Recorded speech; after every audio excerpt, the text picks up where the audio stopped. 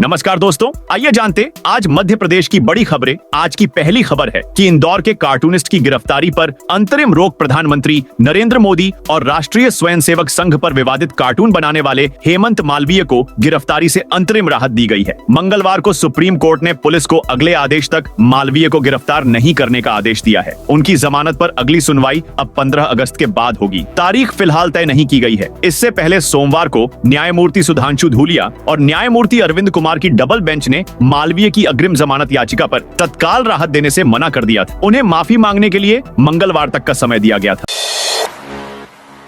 खरगोन की पहली हिंदू एआईएमआईएम पार्षद अरुणा ने छोड़ी पार्टी। खरगोन में नगर पालिका की वार्ड नंबर 2 से एआईएमआईएम पार्षद अरुणा उपाध्याय ने पार्टी की प्राथमिक सदस्यता से इस्तीफा दे दिया है। उन्होंने पार्टी प्रमुख असदुद्दीन ओवैसी को हैदराबाद स्थित राष्ट्रीय कार्यालय में त्याग पत्र भेजा है। इस्तीफे में निजी कारणों का हवाला दिया है। अरुणा ने अपने पत्र में लिखा, मैं वार्ड क्रमांक 2 पार्षद नगर पालिका खरगोन के पद पर हूँ। आपकी पार्टी एआईएमआईएम के टिकट पर चुनाव लड़ी और जीती थी। मैं निजी कारणों से कोर कमेटी और पार्टी सदस्यता से त्याग पत्र दे रही हूं। पार्षद पद पर स्वतंत्र रूप से दायित्व निभाती रहूंगी।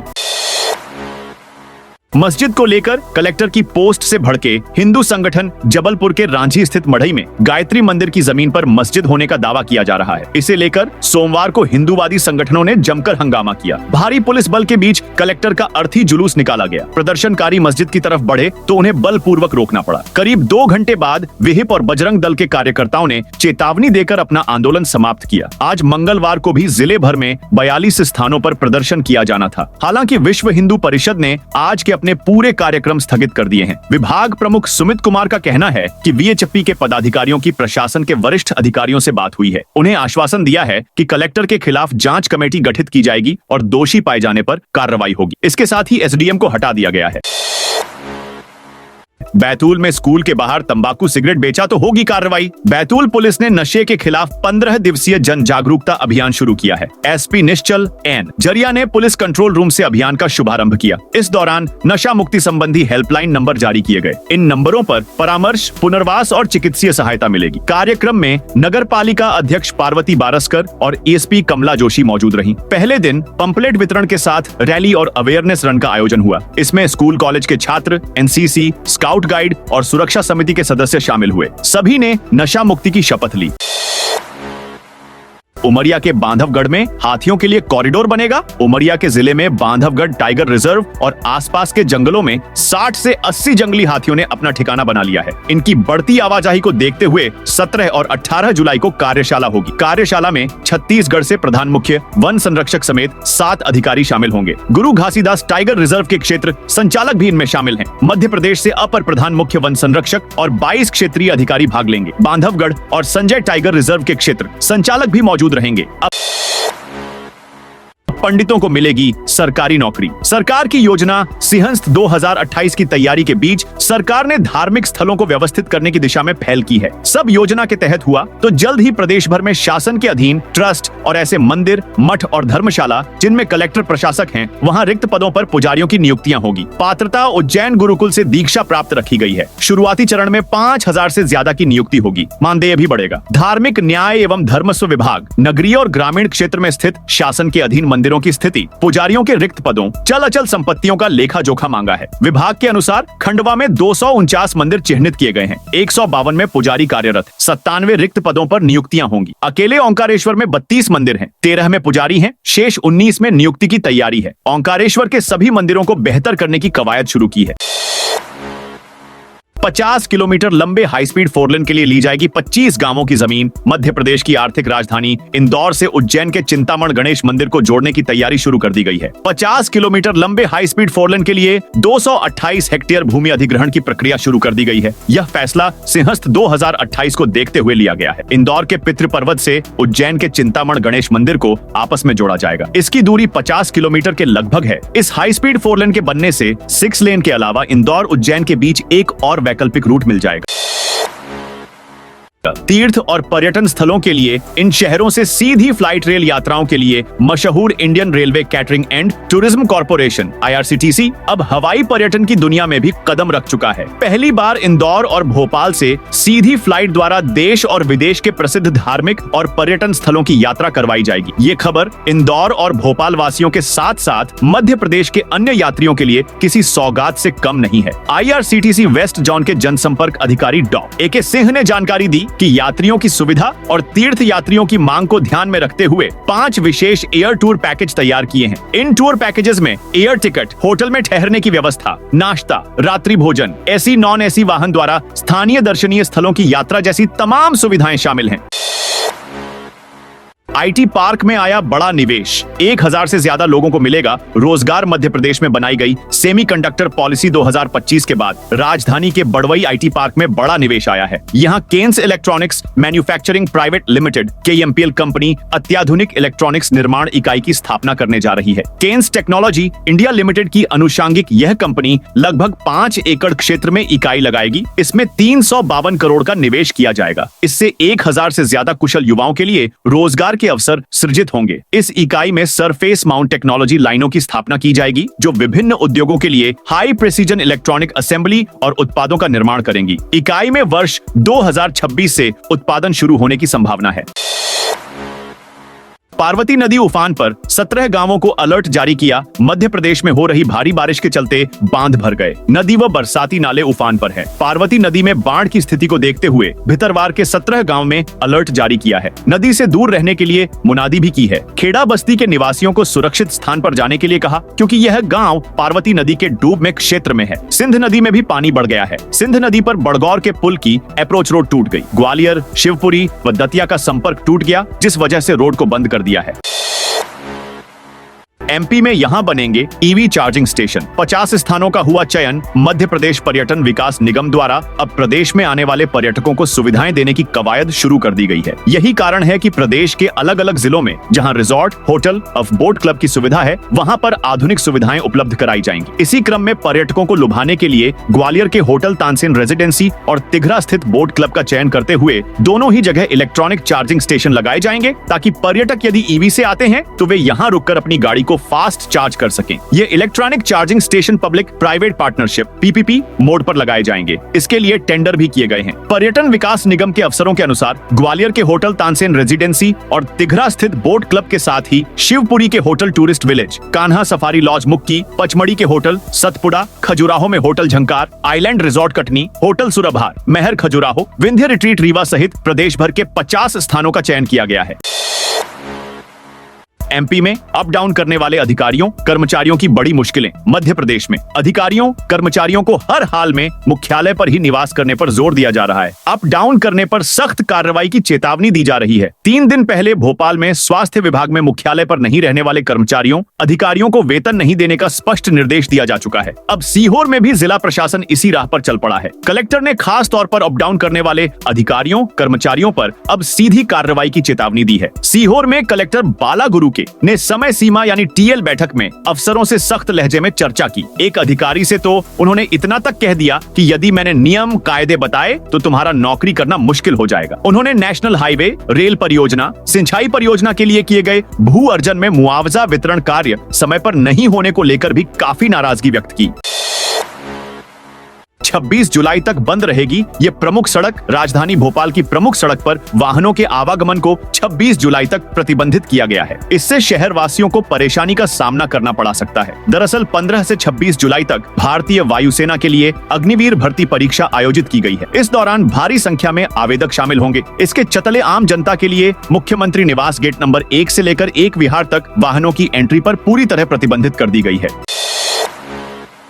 सिंहस्थ 2028 की तैयारी। ओंकारेश्वर समेत प्रदेश भर के मंदिरों में पुजारियों की होंगी नियुक्तियां। प्रदेश सरकार धार्मिक सांस्कृतिक धरोहरों को संरक्षित करने नीतिगत ढांचा तैयार कर रही है। इसमें धार्मिक न्यास एवं धर्मस्व विभाग, प्रदेश भर में मठ, मंदिर और धर्मशालाओं की 20,000 से अधिक संस्थाएं, पंजीकृत अकूत संपत्तियां को संरक्षित करने की तैयारी है। सिंहस्थ 2028 की तैयारी के बीच प्रदेश सरकार ने धार्मिक स्थलों को व्यवस्थित करने की दिशा में अच्छी पहल की है। सब कुछ योजना के तहत हुआ तो जल्द जल्द ही ओंकारेश्वर समेत प्रदेश भर में शासन के अधीन ट्रस्ट और ऐसे मंदिर, मठ और धर्मशाला जिसमें कलेक्टर प्रशासक हैं। रिक्त पदों पर पुजारियों की नियुक्तियां होगी। पात्रता उज्जैन गुरुकुल से दीक्षा प्राप्त रखी गई है। प्रारंभिक चरण में 5000 से अधिक पुजारियों की नियुक्तियां करने की तैयारी है।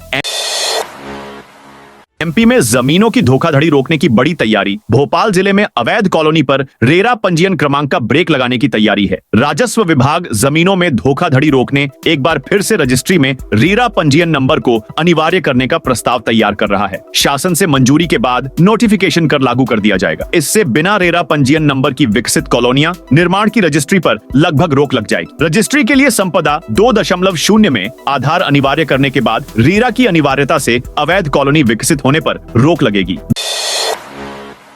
दुकानों को स्कूल बताकर छात्रवृत्ति निकाली। भोपाल की आम वाली गली में सिटी मॉन्टेसरी स्कूल का बोर्ड टंगा है। हकीकत यह है कि यहाँ कोई स्कूल नहीं है। बैरसिया रोड पर एक बहुमंजिला इमारत में 2 स्कूल एमएसए कॉन्वेंट और सेंट डिसूजा कॉन्वेंट चल रहे हैं। ये भी सिर्फ कागजों में दर्ज है। ये स्कूल अल्पसंख्यक छात्रों के लिए दी जाने वाली सरकारी छात्रवृत्ति का पैसा फर्जी दस्तावेज से हड़प रहे हैं। इन स्कूलों को कक्षा 12वीं तक की मान्यता भी नहीं है। इस तरह की गड़बड़ी सिर्फ इन 3 स्कूलों तक सीमित नहीं है। क्राइम ब्रांच भोपाल ऐसे 40 से अधिक और प्रदेश भर में 104 स्कूल मदरसों की जांच कर रही है।